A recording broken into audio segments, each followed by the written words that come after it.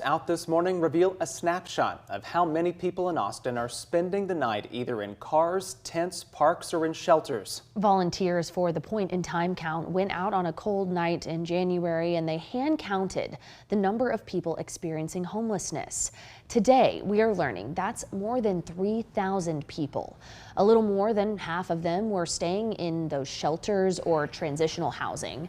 The rest, about 1,500 people, were spending the night outside. But these numbers are up from the last Point in Time count 2 years ago. So joining us now for more insight about why we've seen this increase and for more on how this data will actually be used is Joseph Montano, the Director of Research and Evaluation at the Ending Community Homelessness Coalition, better known as ECHO. So Joseph, thank you so much for being here today. Now that we have this year's full report, talk to us about what stood out to you and particularly anything that might not be immediately apparent for folks who might be digging through this report for the first time.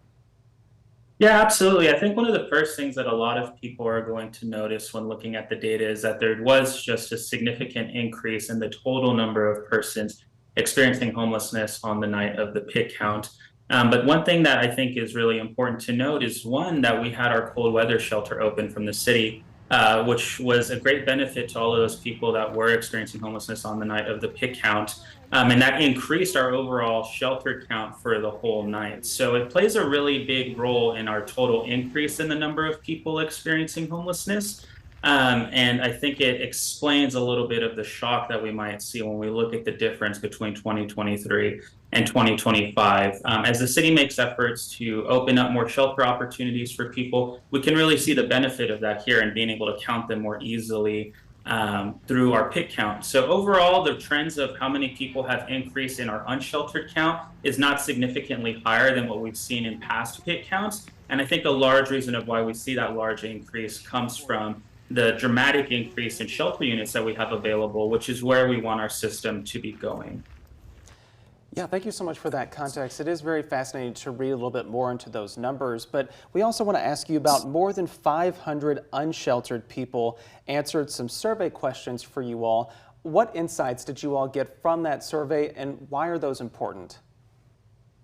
Yeah, absolutely. So the survey really helps us understand the demographic breakdowns of those people that are unsheltered. It helps us get an idea of what maybe some of the racial disparities are between the populations, what the breakdowns are with age, if they have any special indicators like veteran status, if they're chronically homeless. We can't really do that if we're just observing people that are on the street or unsheltered on the night of the pit count. So getting those surveys is really important for us to be able to truly understand the population that is unsheltered, which is the whole point of the pit count. So through those conversations, we get to understand things like that there was an increase of 169 more veterans between 2023 and 2025.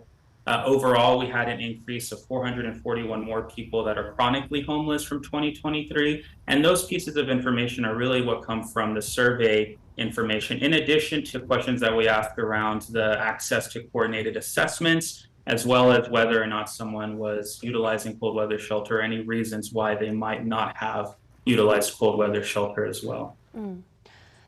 I do want to ask our team, we have some of those numbers from that survey pulled up. And so if we could show some of that on the screen while we ask this next question here.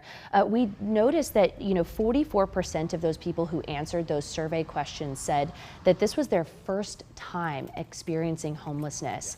Here on the screen, there's a few other of those statistics. 13% of respondents said they were veterans. 68% became homeless here in our area.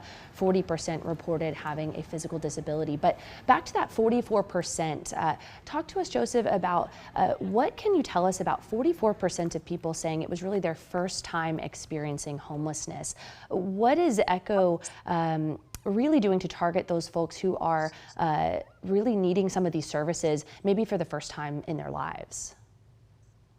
Absolutely. I think it really speaks to the major issue around people entering homelessness and the inflow to the homeless response system, which is that there is not enough affordable housing for folks to be able to maintain stable housing and to be able to afford it. Oftentimes, there's a bit of a myth that goes around with people believing that there's huge influxes of people coming to urban areas if they are homeless, and that is what skews our data. But this question, really, we ask that to really understand if that is the case or not. And we can see that that really isn't the case, that a lot of the people who are unsheltered on the night of the pig count became homeless for the first time within this year.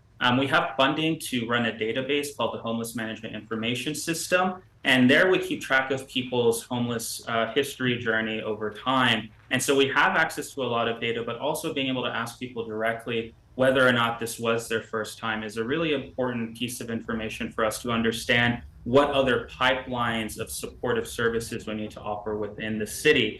ECHO is pursuing homelessness prevention work directly to support this, as well as you might have seen there was a solicitation from the Homeless Strategy Office for homelessness prevention work. As we really begin to understand like the true characteristics of the population and understand that people are becoming homeless due to the environment of our rental market and the cost of housing within Austin and Travis County, we see the need for us to be able to try to catch people before they enter the homeless response system. And targeting this 44% is really going to be important with that work, doing homelessness prevention work, trying to understand how we can provide minimal housing assistance, how we can provide supportive service and case management to be able to support people before they enter the system for too long and encounter more housing barriers and the difficulty of access to housing that comes with being unsheltered. And we really see that, it indicates the need. And there is a lot of great work coming up from both the city's HSO office as well as ECHO to really target these people that are inflowing into the system. And Joseph, we only have a few more moments left, but can you just remind us about how this data will be used for you all?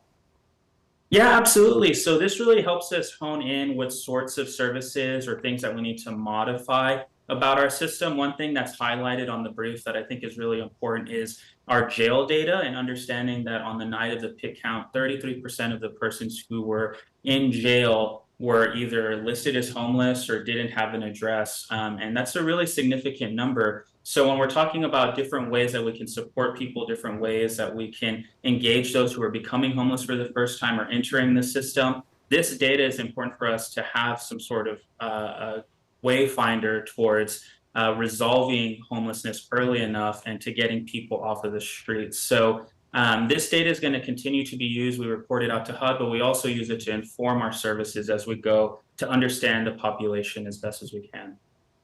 Joseph with ECHO, thank you so much for the insight behind these numbers. And we want to note that if people want to dig into that report, we do have a link to it on our website right now, KXAN.com, to make it really easy. You can dig through more of the insights from ECHO. So Joseph, thank you so much for joining us today. Absolutely. Thank you so much.